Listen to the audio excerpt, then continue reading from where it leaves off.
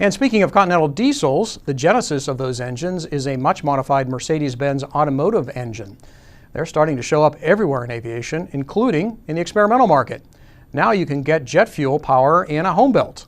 There aren't too many home builts that run on Jet A, but this is the Glasair Sportsman diesel.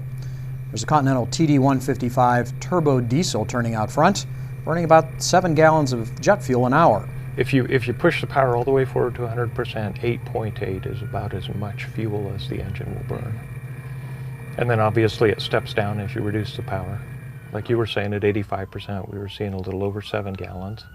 You get it down to about 60%, you see about 4.9. While we're tossing about numbers, the Sportsman carries 50 gallons of fuel. That means you could fly 600 nautical miles into the outback and then back and not have to refuel. You know, in terms of a longer range adventure airplane and in the wilder places in the world where you can't get avgas especially, this is going to be a really great option. The diesel engine is a $60,000 option for the Sportsman, and you can only get it with the factory-directed 2 weeks to taxi program. Continental wants to make sure there are no install complications. But operating the diesel is simplicity itself.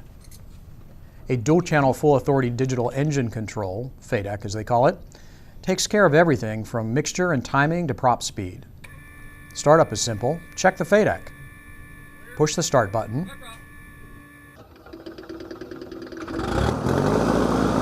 When the engine is warm, jam the throttle to the stop and go.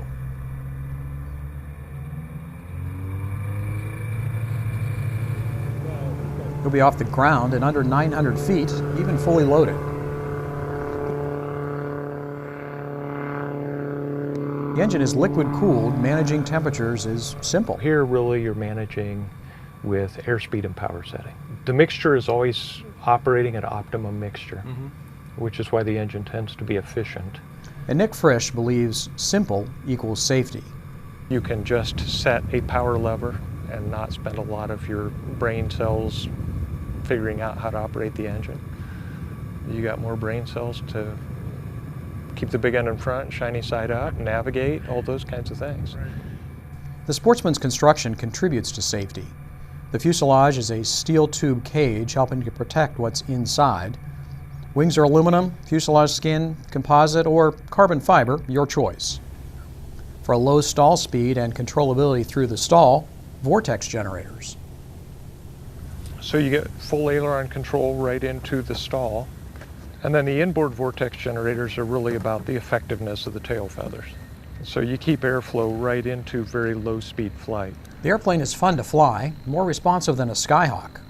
It'll cruise at over 130 knots and land at about 400 feet when you're ready to come home. 3 doors and the aft-facing passenger seats give the folks in back plenty of head and leg room and a good view outside. The base avgas-powered kit with the 2 weeks to taxi option is a little under $190,000. With the diesel, you'll be looking at about $250,000. And you can read much more about the Glasair Diesel Sportsman in my story in the December issue of AOPA Pilot. You can see the digital edition on your tablet computer right now.